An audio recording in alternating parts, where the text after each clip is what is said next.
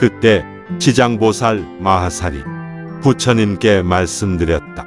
부처님이시여, 저는 부처님의 엄청난 영적인 힘을 받았기 때문에 저의 수많은 분신들을 이용하여 수천억이 넘는 세계 곳곳에서 업보를 받고 있는 중생들을 벗어나게 할 수 있습니다. 만약 부처님의 큰 자비의 힘이 없었다면 저는 이런 변형과 변화를 나타낼 수 없었을 것입니다. 부처님께서는 미륵보살이 부처가 될 때까지 저에게 육도 중생을 구출하고 해탈시키는 일을 맡기셨습니다. 부처님이시여, 저는 그것을 굳건히 지킬 것이니 더 이상 걱정하지 마십시오. 그러자 부처님께서 지장보살에게 말씀하셨다. 아직 해탈을 얻지 못한 존재들은 고정되지 않은 본성과 의식을 가지고 있다. 그들의 나쁜 습관은 나쁜 업을 가져온다. 그들의 좋은 습관은 그에 따른 보상을 가져온다. 상황에 따라 선한 행위나 악한 행위를 저지르는 매 순간순간마다 쉬지 않고 오도윤회에 들어서게 된다.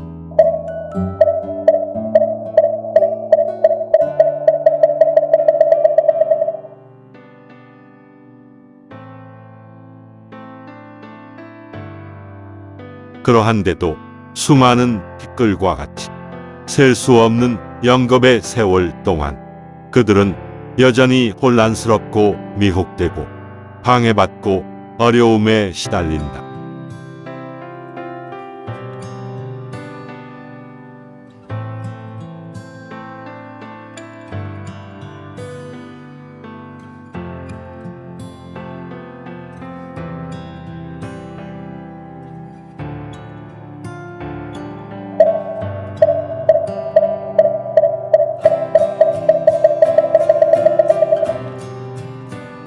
그들은 그물이 쳐진 물 속에서 헤엄치는 물고기와 같다.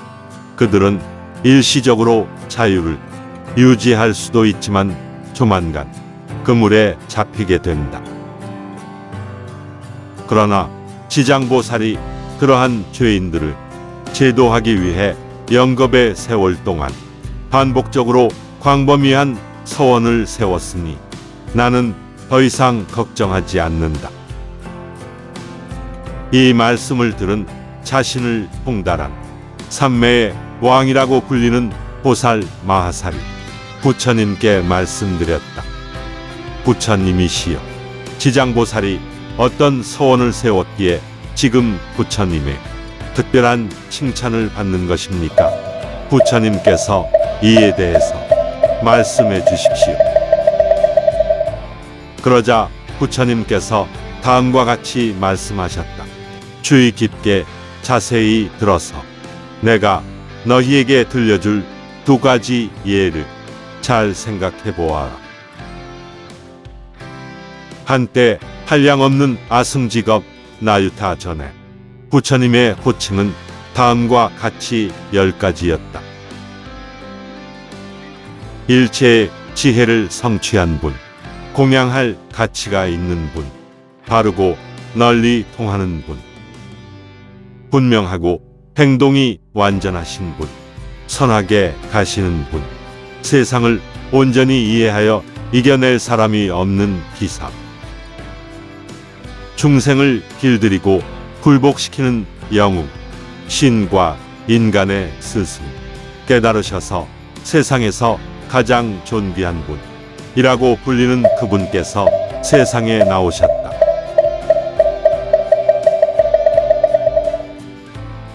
그 부처님의 수명은 6만 겁이었고 그는 전생에 승려가 되기 전에 작은 나라의 왕이었는데 이웃 나라의 왕과도 친분을 맺고 있었다. 두 왕은 모두 십선행을 실천하여 중생들을 이롭게 했다.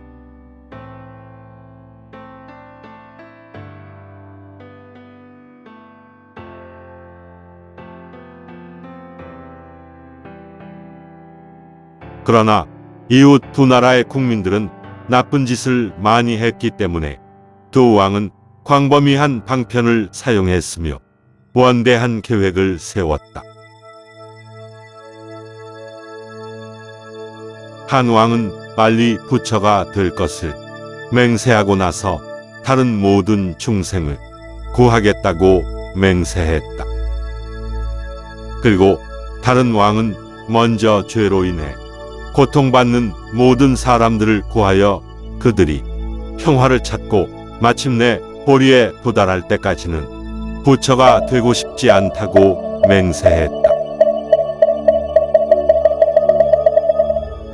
계속해서 부처님께서는 자신을 통달한 삼매의 왕 보살 마하살에게 말씀하셨다. 빨리 부처가 되겠다고 맹세한 왕이 바로 일체의 지혜를 성취한 열애이다. 그리고 부처가 되기보다는 죄로 인해 고통받는 중생을 계속 제도하겠다고 맹세한 왕이 바로 지장보살이다. 다음으로 두 번째 예를 들어보아라. 한량없는 아승직업전에 순수한 연꽃과 같은 눈이라고 불리는 열애께서 세상에 출현하셨다. 그의 수명은 40겁이었다. 그 후 상법시대에 복을 쌓은 어떤 아라한이 중생을 교화하고 있었을 때 밝은 눈이라고 불리는 여인을 만난 적이 있었다. 그 여인은 그 아라한에게 음식을 매우 정성스럽게 공양했다. 아라한이 그녀에게 질문했다. 당신의 소원은 무엇입니까? 밝은 눈의 여인은 대답했다. 어머니가 돌아가시던 날 저는 공덕을 베풀어 어머니를 구했으나 지금은 어머니가 어디에 계신지 모릅니다. 아라한은 그녀를 가엾이 여기고 삼매에 들어가 그녀의 어머니가 나쁜 운명에 떨어져 극심한 고통을 겪고 있는 것을 보았다. 아라한이 말했다. 밝은 눈의 여인이여, 당신의 어머니는 지금 괴로움을 겪고 있는데 무슨 불선한 업을 지은 것입니까? 밝은 눈의 여인이 대답했다. 어머니는 물고기와 거북이 같은 바다 생물을 직접 잡아서 자주 드셨습니다. 그리고 어머니는 특히 생선알과 거북이 알을 튀기거나 구워서 드시는 것을 좋아하셨습니다. 어머니는 식사를 할 때마다 수많은 생명을 앗아갔습니다. 존경하는 분이시여, 부디 자비를 베풀어 어머니를 구원할 수 있는 방법을 알려주십시오. 아라한은 밝은 눈의 여인을 불쌍히 여기고 이에 대한 해결책을 자세하게 알려주었다. 밝은 눈의 여인이여, 지극한 마음으로 순수한 연꽃의 눈 열애를 조각하거나 그림을 그려서 열애에 대한 생각에 집중하십시오.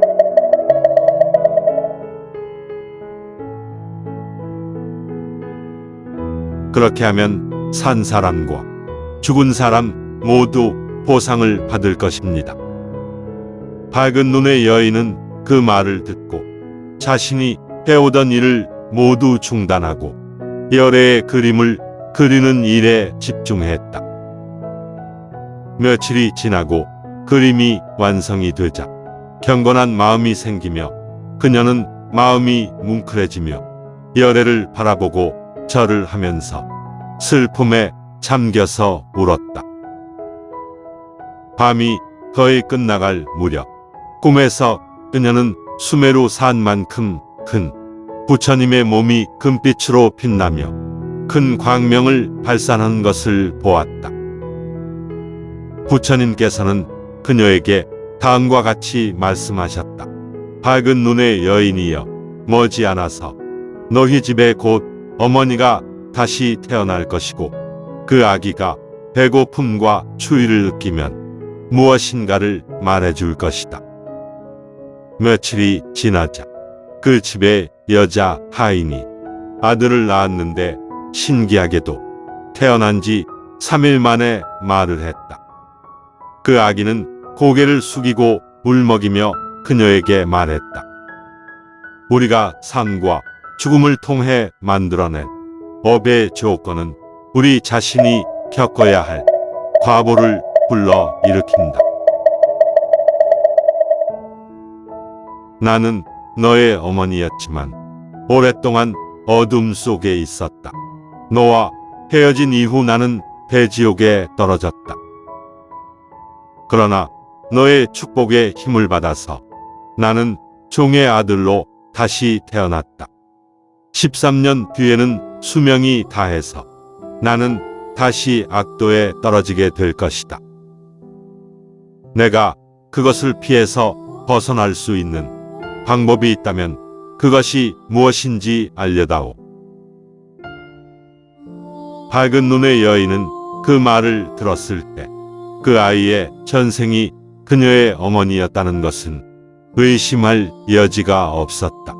그녀는 숨이 막혀왔고 그 하인의 아이에게 말했다. 당신은 나의 어머니였으니 과거에 행했던 악한 업을 스스로 알아야 합니다. 지옥에 가게 된 것은 당신의 어떤 불선업 때문입니까? 그 아이가 대답했다. 나는 2가지 업 때문에 그 과보를 받았다. 그것은 살아있는 생물을 죽여서 먹은 것과 상대방을 비방한 것이다.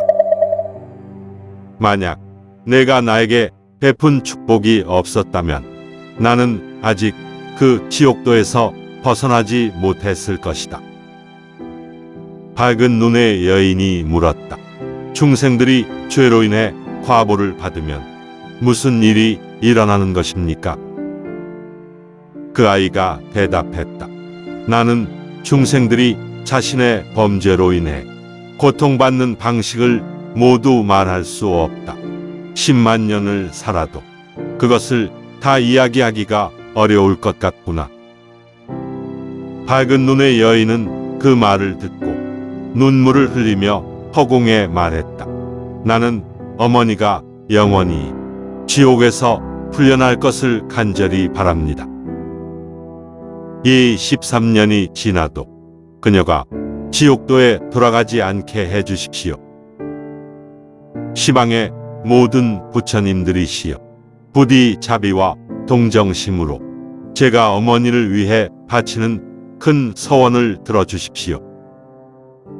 저의 어머니가 다시는 사막도에 들어가지 않고 다시는 낮은 세상에 태어나지 않는다면 여기 순수한 연꽃의 눈, 열애 앞에서 저는 오늘부터 영원토록 맹세하겠습니다.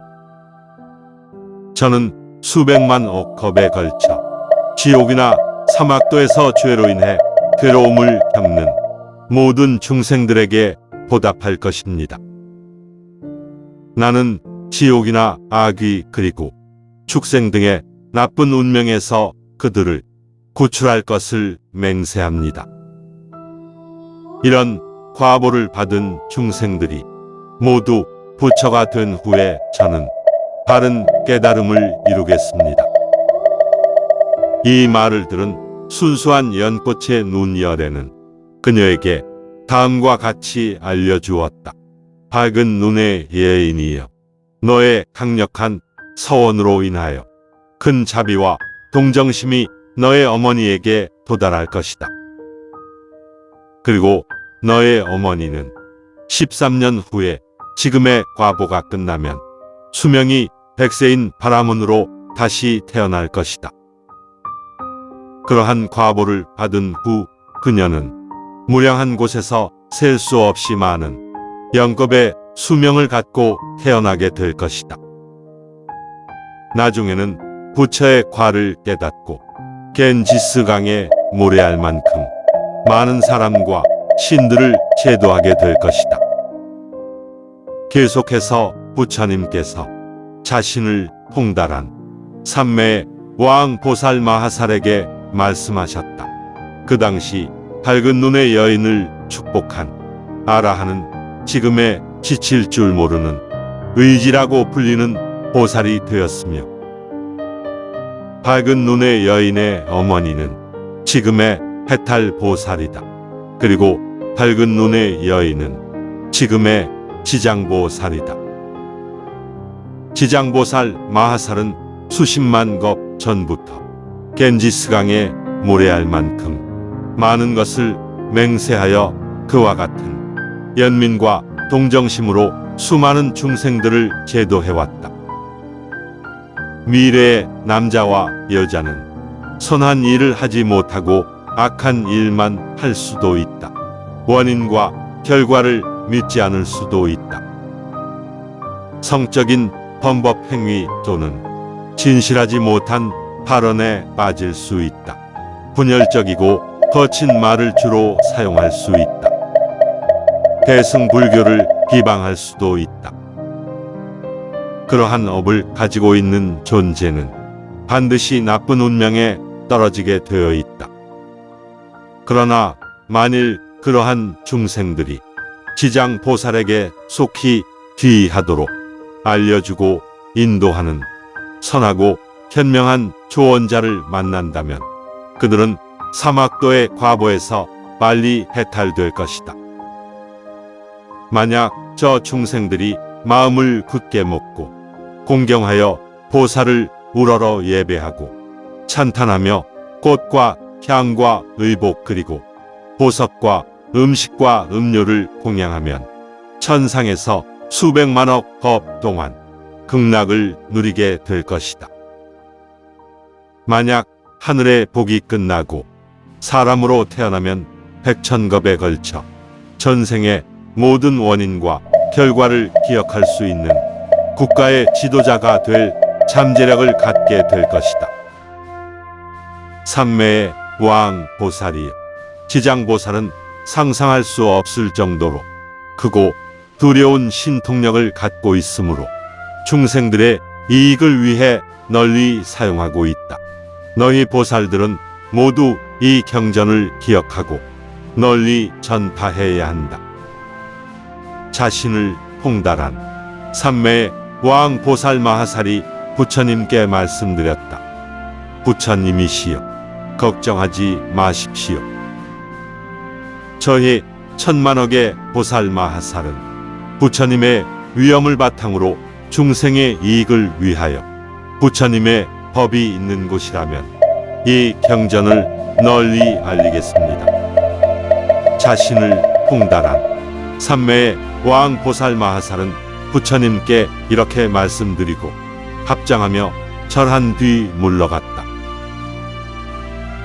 그때 사천왕이 자리에서 일어나 합장하고 부처님께 말씀드렸다. 부처님이시여, 지장보살께서는 아득히 먼 것부터 지금까지 이렇게 큰 소원을 세워서 오셨습니다. 그러한데도 지금까지 아직도 중생을 제도시키는 것을 마치지 못하고 있는 것은 무슨 이유입니까? 그리고 지장보살께서는 자신의 광대하고 강력한 서약을 무슨 이유로 계속해서 갱신하고 계시는 것입니까? 부처님이시여, 이 점을 우리에게 설명해 주십시오.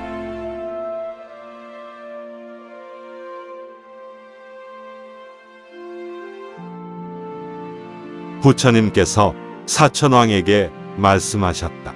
훌륭하구나, 훌륭하구나.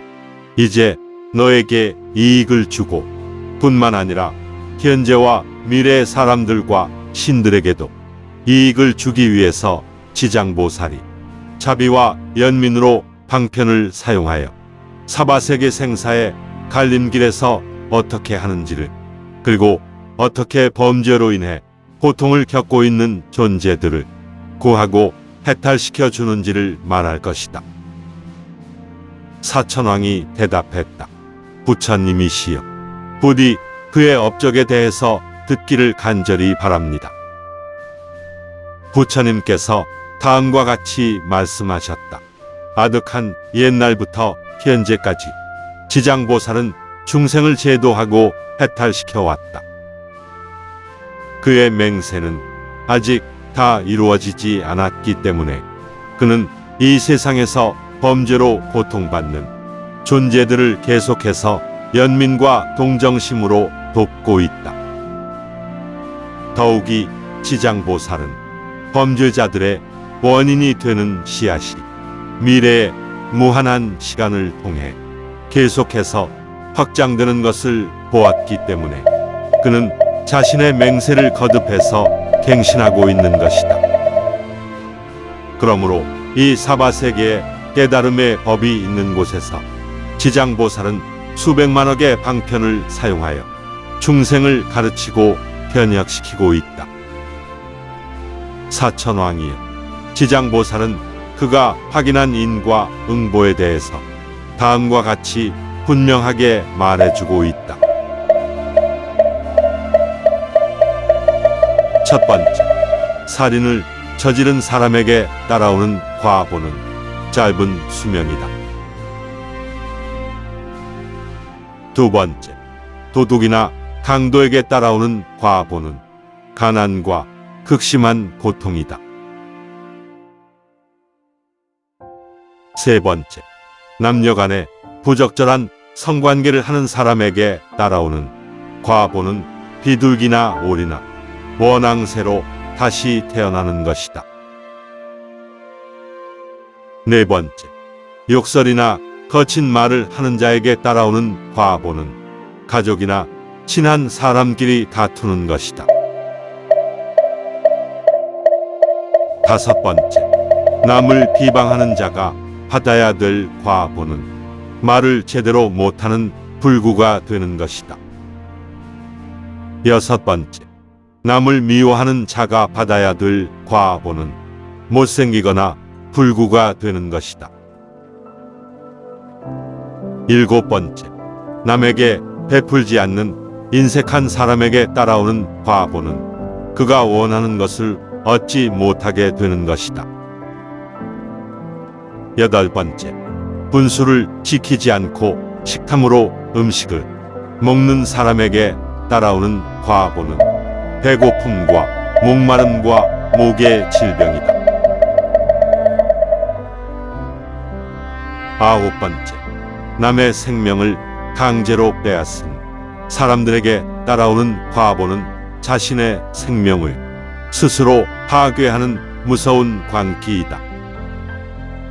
열 번째, 변명한 부모님에게 반대하는 자식에게 따라오는 과보는 자연재해로 인한 죽음이다.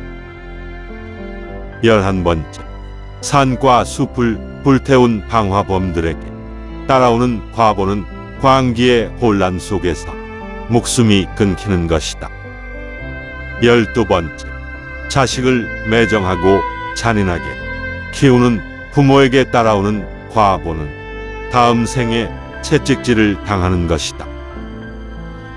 13번째, 어린 동물을 그물 또는 덫으로 잡는 사람에게 따라오는 과보는 자기 자식과 일찍 헤어지는 것이다. 14번째, 부처님의 법을 비방하는 자에게 따라오는 과보는 눈이나 귀 또는 입에 장애가 생기는 것이다.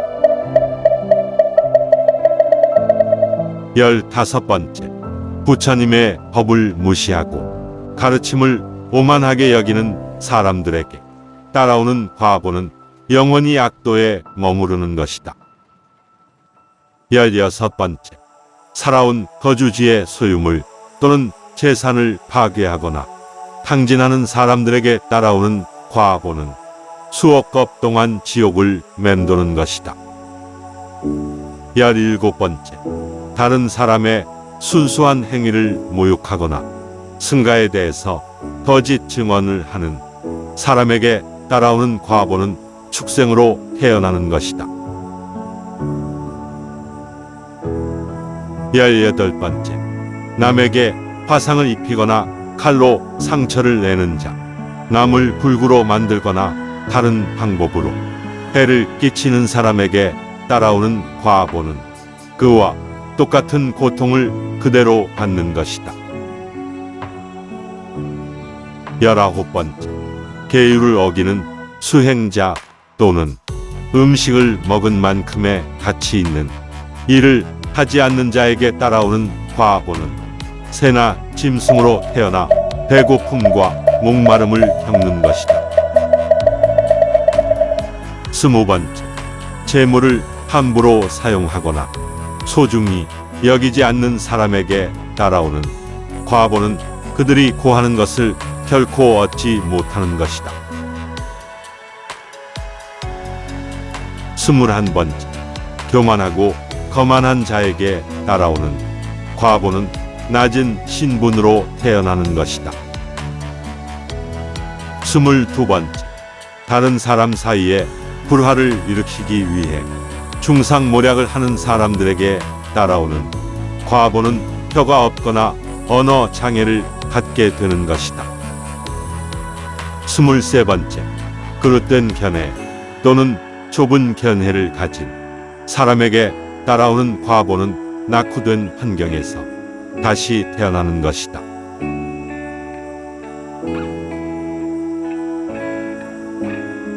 위와 같이 나열한 것 이외에도 부처님의 법이 있는 곳에 중생들이 몸과 입과 마음이 만드는 업을 불러오는 나쁜 습관을 지속하면 거기에 따르는 과보는 수십만 가지가 된다. 중생들이 만든 다양한 업은 제각각 다른 반응을 가져오기 때문에 지장보살은 무수히 많은 방편을 사용하여 중생들을 가르치고 변화시킨다.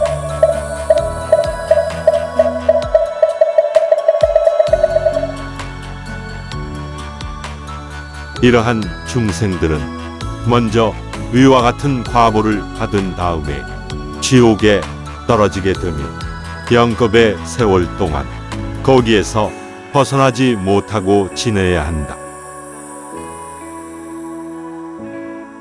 그러므로 보살은 이것을 막기 위해서 중생들을 보호해야 하는 것이다. 그래서 지장보살은 중생들을 혼란스럽게 만드는 업의 축적을 허용하지 않도록 도와주고 있는 것이다. 그 말을 들은 사천왕은 슬퍼하며 합장을 하고 물러갔다.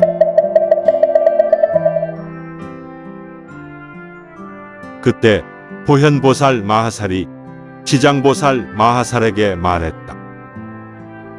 인자하신 분이시여, 현재와 미래의 신들과 천룡 팔부, 비구와 비구니, 그리고 제가 신도들과 모든 존재들을 위하여 부처님의 법이 있는 사바세계에 중생들이 지은 죄로 인해 받는 과보에 대한 지옥의 이름들을 가르쳐 주십시오. 또한 악행에 대한 과보를 받을 때 어떤 일이 일어나는지 설명해 주셔서 미래 말법 시대의 중생들에게 그 과보가 무엇인지 알려주십시오. 지장보살이 대답했다. 자비로운 분이시여, 부처님의 엄청난 신통력을 바탕으로 위대한 보살님의 힘에 의지하여 지옥의 이름들을 나열하고 죄악과 악행의 과보를 받을 때 일어나는 일들을 몇 가지 설명하겠습니다. 자비로운 분이시여, 부처님의 법이 있는 대륙의 동쪽에는 철로 만들어진 보리 모양의 산맥이 있습니다. 그 산맥은 해와 달의 빛이 비치지 않기 때문에 칠흑같이 어둡고 깜깜합니다. 거기에는 극도로 잔인한 지옥이라고도 불리는 대지옥이 있습니다. 그리고 다음과 같은 이름의 지옥들이 있습니다. 가장 큰 고통을 준다는 뜻의 대합이 지옥, 4개의 불이 달린 악마의 지옥, 날아다니는 칼들의 지옥, 불화살의 지옥, 엄청나게 큰 산의 지옥. 죄로 만들어진 창의 지옥. 철바늘 침대의 지옥. 철로 만들어진 소의 지옥. 철심 박힌 옷의 지옥. 1000개 칼날의 지옥. 철로 만들어진 당나귀의 지옥. 녹은 구리의 지옥. 기둥에 매달리는 지옥.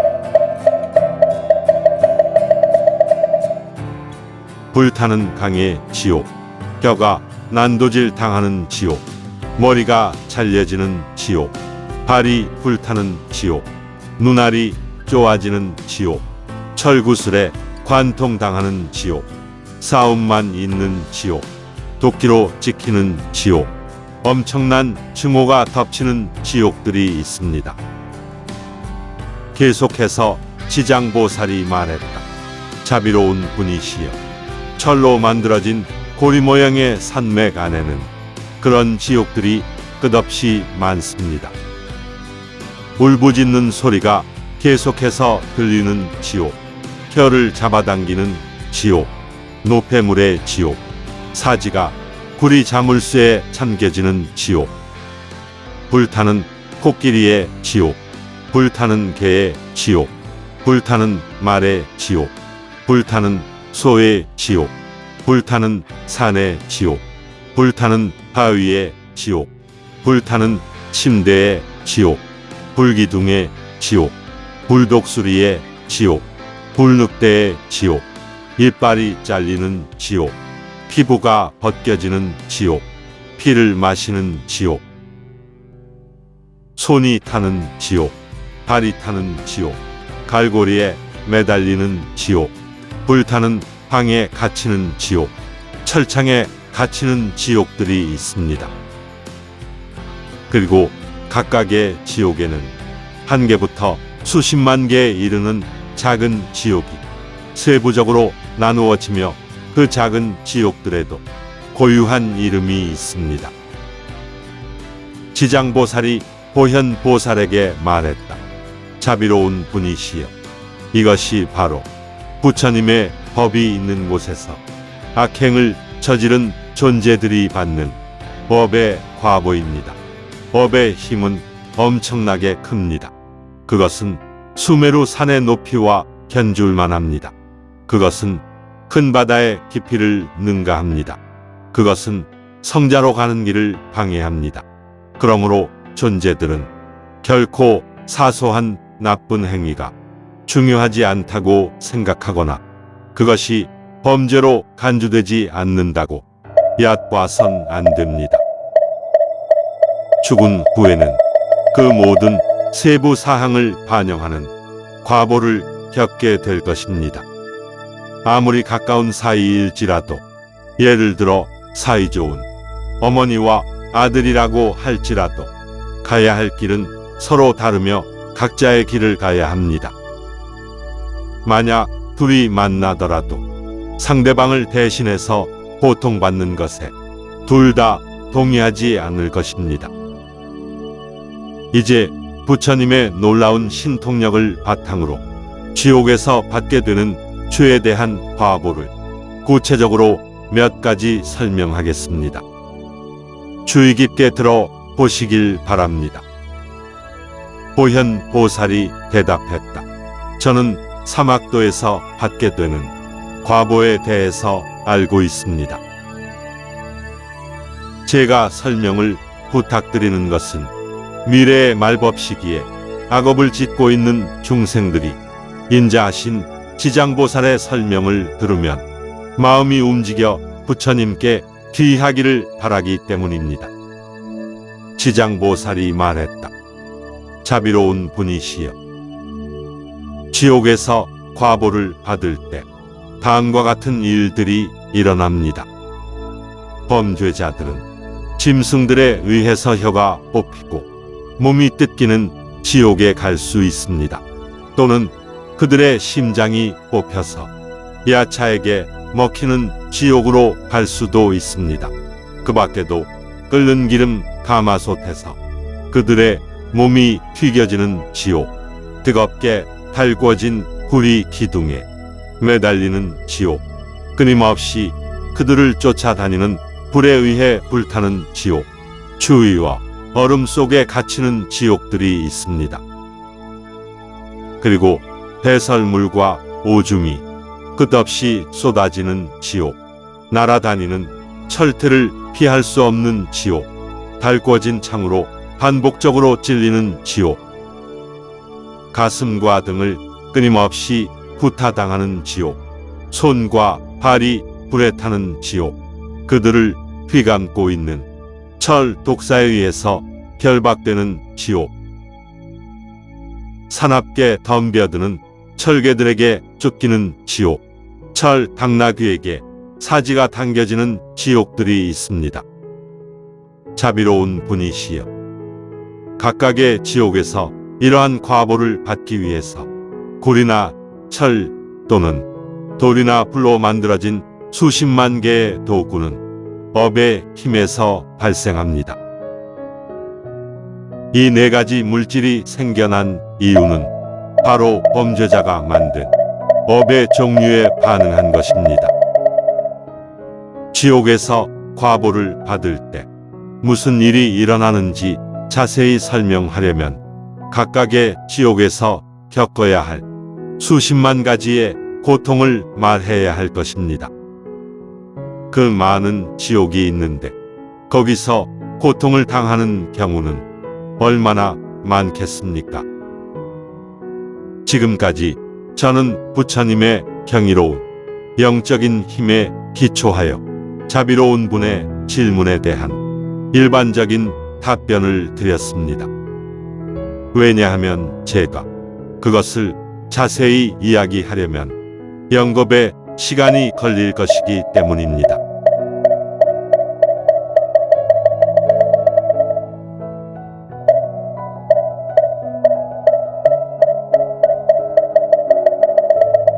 그때 부처님께서는 온 몸에서 크고 밝은 빛을 발해서 수백만억 겐지스 강에 있는 모래알 만큼의 모든 불국토를 비추었다. 그리고 부처님의 강한 목소리가 그 불국토의 모든 보살 마하살과 천신과 용 그리고 귀신과 인간과 비인간들에게 다음과 같이 들려졌다. 오늘은 내가 지장보살 마하살을 칭찬하는 것을 들어보아라. 자신이 저지른 죄로 인해서 고통받고 있는 중생들을 구출하고 보호하기 위해서 지장보살은 시방의 모든 세계에서 상상할 수 없는 놀라운 영적인 힘과 연민의 힘을 보여주고 있다. 내가 열반한 후에 보살 마하살과 신과 용들 그리고 귀신과 정령들은 모든 중생들이 열반의 행복을 얻게 하기 위해서 수많은 방편으로서 이 경전을 사용해야 한다. 이 말씀을 하신 후에 보광보살이 대중 가운데서 일어나 공손히 합장을 하고 부처님께 말씀드렸다. 저희는 조금 전에 부처님께서 지장보살의 헤아릴 수 없을 만큼 크고 두려운 공덕을 찬탄하시는 것을 듣고 보았습니다. 저희는 부처님께서 말씀해 주신 것, 즉 지장보살이 사람들과 신들에게 이로움을 주고 인과 응보에 대해서 설명해 주신 것이 미래의 말법시대의 중생들에게 도움이 되기를 간절히 바랍니다.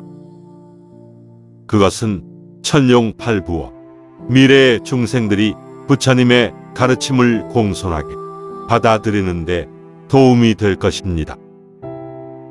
이때 부처님께서 보광보살과 사부대중에게 말씀하셨다. 그대들은 이것을 주의 깊게 듣고 또 들어보아라. 지장보살의 공덕이 어떻게 사람과 신 모두에게 이익이 되는지 간단히 설명하겠다. 보광보살이 대답했다. 훌륭합니다. 부처님이시여, 기쁜 마음으로 듣겠습니다.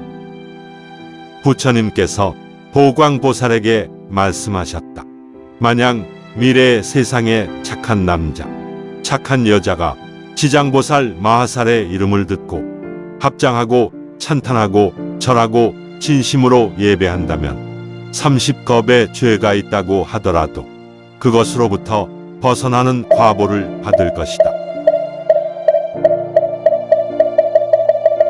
보광보살이여, 만약 착한 남자나 착한 여자가 지장보살의 그림이나 또는 흙이나 돌 또는 금 또는 은이나 동으로 만든 형상을 진심으로 우러러보고 예배를 한다면 도리천에서 태어날 것이다.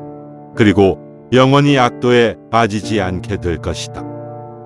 만약 하늘의 축복이 끝나고 인간 세상에 태어나더라도 그 혜택을 받아서 국가의 지도자가 될 것이다. 만약 자신이 여자인 것을 싫어하는 여자가 지장보살의 그림이나 형상에 진심으로 공양을 한다고 가정해보자. 날마다 어김없이 꽃과 향과 음식, 그리고 음료와 의복, 색깔 있는 비단과 재물과 보석으로 공양을 하고 그들이 현재 여자라는 화보를 마치고 난 후에는 존재에서 해탈하기 위한 자비로운 서약의 힘을 통해 스스로 선택하지 않는 한 그들은 수천억 겁에 걸쳐 여자가 있는 세상에는 태어나지 않게 될 것이다. 그리고 지장보살에게 공양하는 힘과 공덕의 힘으로 10만 겁 동안에는 여자의 몸으로 태어나지 않을 것이다.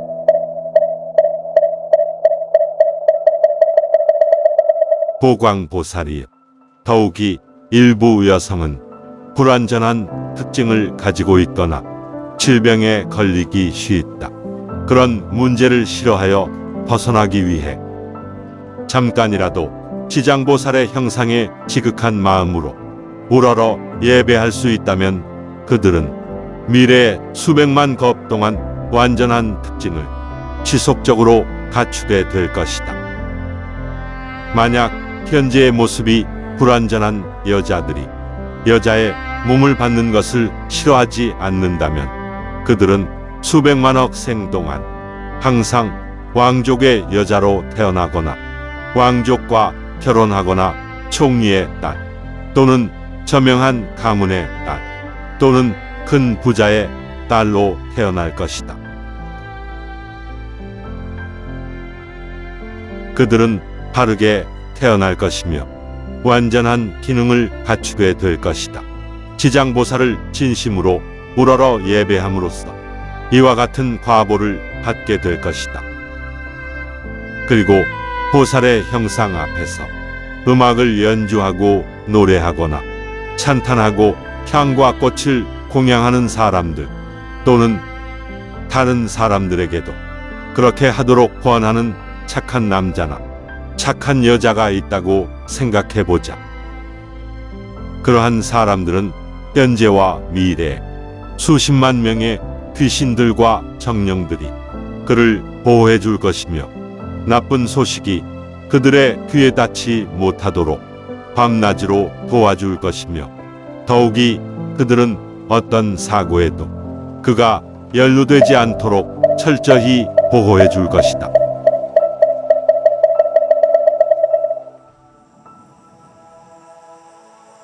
그러나 보광보살이여, 미래 착한 남자 또는 착한 여자가 지장보살을 공경하고 찬탄하고 우러러 예배하는 것으로 마음이 편안함을 가지는 것을 악인이나 악령 또는 악귀가 봤다고 생각해보자.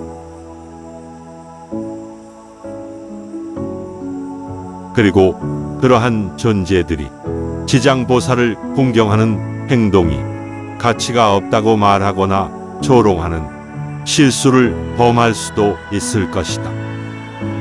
그들은 착한 사람들을 비웃을 수도 있고 뒤에서 비방할 수도 있고 심지어 여러 사람들을 동원하여 하나라도 비방하려는 생각을 가질 수도 있을 것이다. 하지만 그러한 존재들은 대아비 지옥에 떨어져 참혹한 고통을 겪게 될 것이며 그들이 겪게 될 상대방을 비방한 과보를 받는 시간은 천명이 부처님이 열반하신 뒤에도 끝나지 않고 계속될 것이다. 그리고 그들은 천겁이 지나야만 인간의 몸을 얻을 것이지만 그들은 가난하고 비천하며 능력이 불완전하게 태어나며 그들의 악업으로 인해 정신적 고통을 받게 될 것이다. 머지않아 그들은 또다시 악도에 떨어지게 될 것이다. 보광보살이 남의 예배 행위를 비웃고 비방하는 자들이 받을 과보가 이러한데 만일 그들이 비방하는 것 외에도 다른 악한 견해를 가지고 있다면 그 과보는 얼마나 더 심하겠는가. 더욱이 보광보살이 장차 미래에 어떤 남자나 여자가 오랫동안 병상에 누워있고 자기가 바라던 대로 병도 낫지 못하고 죽지도 못할 수도 있다.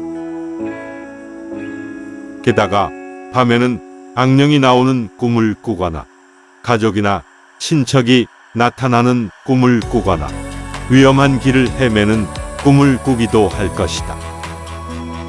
수많은 악몽 속에서 그들은 유령이나 영혼과 함께 돌아다닐 수도 있다. 그런 사람은 날이 가고 달이 가고 해가 지나면서 허약해지고 수척해지며 잠을 자면서도 고통스러워 비명을 지르고 점점 의기소침해지고 우울해질 수도 있다. 그런 일은 업의 힘이 아직 결정되지 않았을 때 일어나며 죽기도 어렵고 치료도 어렵다. 남자와 여자의 평범한 관점에서는 그러한 현상의 이유를 인식할 수 없다. 그런 경우에는 다른 사람이 아픈 환자를 대신하여 부처님과 지장보살의 형상 앞에서 이 경전을 큰 소리로 한번 독송하거나 또는 아픈 사람이 소중히 여기는 옷이나 보석 또는 재물이나 집과 같은 소유물을 부처님과 보살에게 바칠 수도 있다.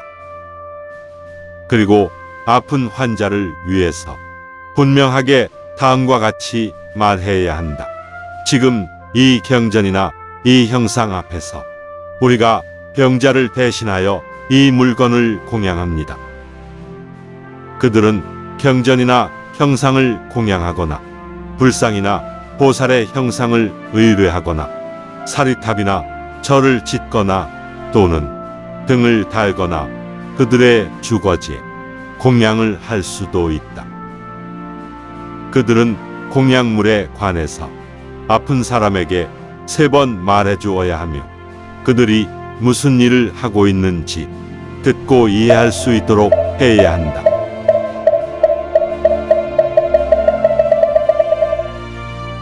만약 병자의 의식이 이미 흩어지고 호흡이 멈췄다면 병자와 가까운 사람은 그들에게 공양했다는 것을 분명히 알리고 7일 동안 이 경전을 읽어서 들려주어야 한다.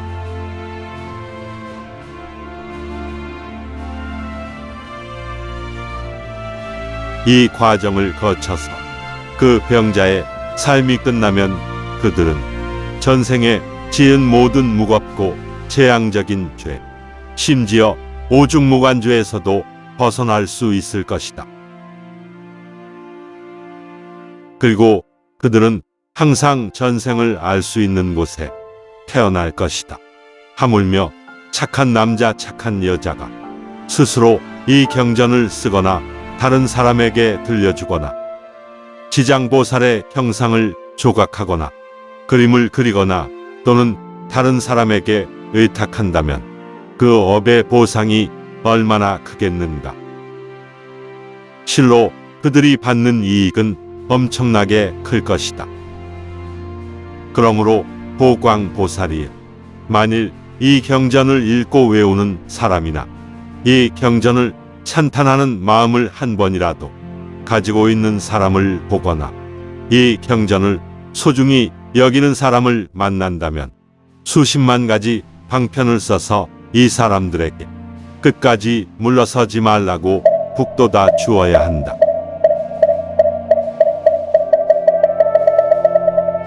또한 보광보살이여, 미래의 중생들은 잠잘 때 꿈을 꾸면서 귀신이나 정령 또는 슬프거나 울거나 걱정하거나 두려워하거나 겁먹게 하는 다른 형상을 볼 수 있다. 이들은 모두 일생, 열생, 백생, 천생의 아버지, 어머니 또는 아들, 딸, 형제, 자매, 남편, 아내, 그리고 아직 나쁜 운명에서 벗어나지 못한 과거의 친척들이다. 그들은 자신을 구출하는 데 필요한 강력한 축복을 구할 곳이 없으므로 가장 가까운 후손들과 소통을 시도하는 것이며, 그 친척들은 어떤 능숙한 수단을 사용하여 자신을 사악한 길에서 벗어나게 해주기를 바라고 있는 것이다. 보광보살이여, 신통력을 사용하기 위해선 그 자손들이 이 경전을 부처님이나 지장보살의 형상 앞에서 진심으로 독송하거나 다른 사람들에게 3번이나 7번 읽어달라고 부탁해야 한다. 이 경전을 적절한 횟수만큼 소리내어서 읽고 들으면 악도에 있는 친척들이 거기에서 벗어나 다시는 잠자고 있을 때 꿈에 나타나지 않을 것이다. 또한 보광보살이여, 신분이 낮은 사람들 또는 노예이거나 어떠한 방식으로 자유를 박탈당한 사람들은 자신의 과거 행위를 알고 이를 참회하고 개선하고자 할 수 있다. 만약 그들이 지장보살의 형상을 진심으로 7일 동안 바라보고 절을 하면서 그의 이름을 10,000번 부른다면 현재의 과보가 끝날 때 그 사람들은 반드시 수십만 생 동안 부귀와 명예를 얻게 될 것이다. 만약 이와 같이 하지 않는다면 사막도의 고통을 어떻게 피할 수 있겠는가?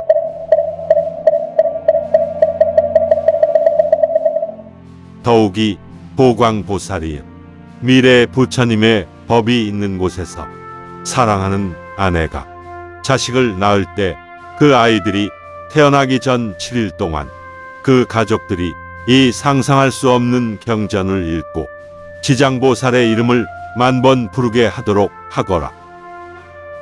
만약 그 아이들이 남자든 여자든 전생에 지은 일로 인해 끔찍한 과보를 받을 운명이라면 그들은 그 과보에서 해방될 것이다. 그들은 평화롭고 행복하며 건강히 자랄 것이고 오래 살 것이다. 만약 그 아이들이 축복을 받을 운명이었다면 그들의 평화와 행복은 증가할 것이고 그들의 수명도 증가할 것이다.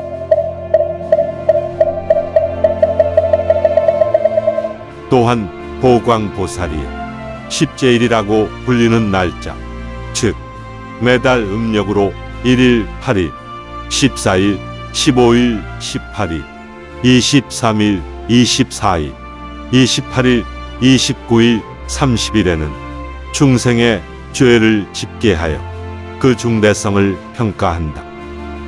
부처님의 법이 있는 곳에서 중생의 생각이나 행동 하나하나가 업과 죄를 생성한다. 하물며 노골적으로 살생 또는 부적절한 성행위, 그리고 거짓말 등등 수십만 가지의 다른 죄를 범하는 경우는 더욱 가중된다. 그러나 그들이 지장경을, 부처님이나 지장보살의 형상을 바라보며 십제일에 읽는다면 반경 1500km 안에 모든 재앙이 사라질 것이다.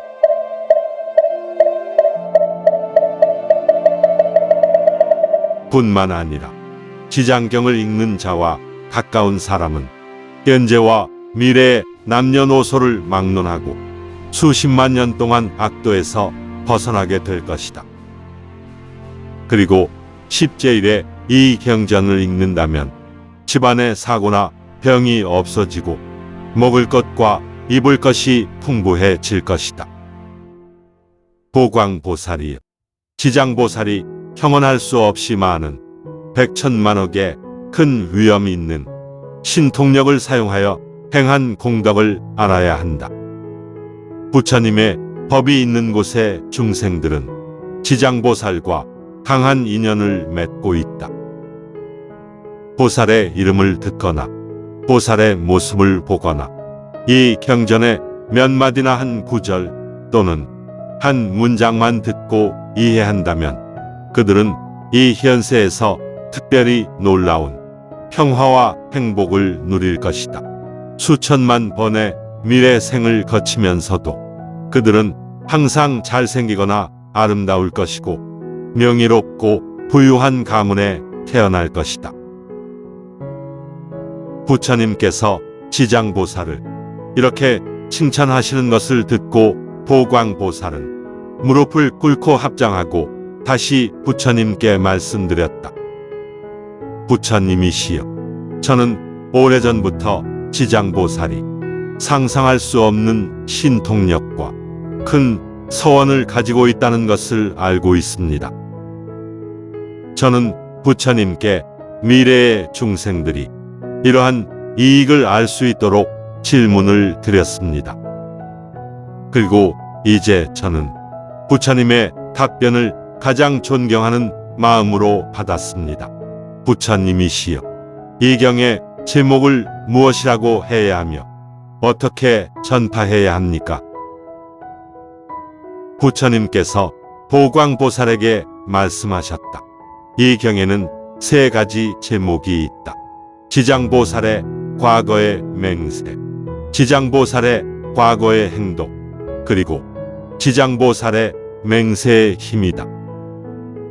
지장보살 마하살은 오랜 것 동안 중생을 이롭게 하기 위해 이처럼 크고 위대한 서원을 거듭하고 있으므로 너희들도 모두 그와 같이 이 경전을 전파해야 한다. 보광보살이 이 말씀을 듣고 공손히 합장하며 절하고 물러났다.